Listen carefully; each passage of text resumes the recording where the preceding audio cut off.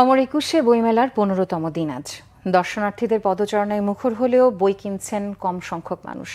মেলা জুড়েই ছিল ফাগুনের আবহ, তাই অনেকেই বন্ধু বান্ধব আর পরিবার নিয়ে উপস্থিত হন বইমেলায়। কিশোর উপন্যাস, অনুবাদ আর গল্পের বইয়ের পাশাপাশি তরুণদের চাহিদার শীর্ষে রয়েছে রাজনৈতিক বই।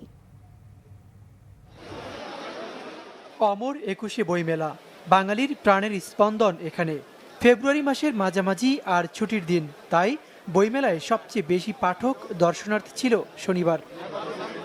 মেলা জুড়েই ছিল পহেলা ফাল্গুনের আবহ। বইমেলায় আসা বেশিরভাগই ছিলেন আড্ডা, গল্প, সেলফি আর ফটো সেশনে ব্যস্ত। অনেকে আবার ঢু মারছেন স্টলেও, বই দেখছেন, অনেকে আবার কিনছেনও। প্রচলিত গল্প, উপন্যাস আর থ্রিলারের পাশাপাশি ঝুঁকছেন রাজনৈতিক বইয়ের দিকেও।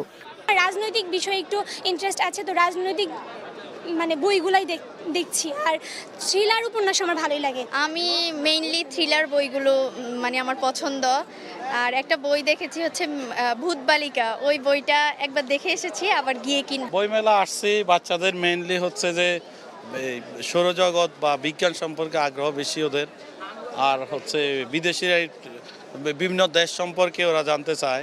নতুন নতুন লেখক বই নিয়ে এসেছেন মেলায়, তবে পাঠক চাহিদার সঙ্গে সঙ্গতি নেই তাদের অনেকের।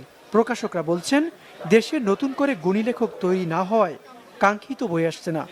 এই উপন্যাসটি আমি মূলত করোনাকালীন সময়ে অবসর সময়ে ওই টাইমটা মানুষ ঘরবন্দি হয়ে পড়ে, সেই সময় আমি লেখা শুরু করেছিলাম এবং আস্তে আস্তে ছোট ছোট গল্পের আকারে রূপ নিতে নিতে এটা চালিয়ে গিয়েছি।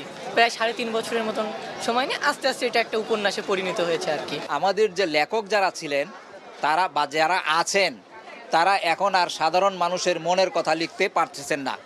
আর সেই পুরানো ধাঁচের যে উপন্যাস, গল্প, কবিতা, সেইগুলো এখন আর মানুষ পছন্দ করতেছে না। গার্ডিয়ান পাবলিকেশন এবার প্রথমবারের মতো মেলায় এসে বাজিমাত করেছে বেশ কিছু বইয়ে। কাঙ্ক্ষিত বই না পেয়ে অনেকেই ফিরছেন খালি হাতে। এখানে আমি প্যারাডক্সিক্যাল সাজিদ বইটা খুঁজতে আসছিলাম, পার্ট 1টা। এর আগে আমরা বারবার ট্রাই করা সত্ত্বেও বইমেলায় আমরা আসতে পারিনি বা ঢুকতে দেওয়া হয়নি আমাদের। যেহেতু প্রথমবার আমাদের বইমেলা, প্রথম দিন থেকেই পাঠক গার্ডিয়ানের প্রতি আলাদা একটা আগ্রহ নিয়ে বইমেলা এসেছে।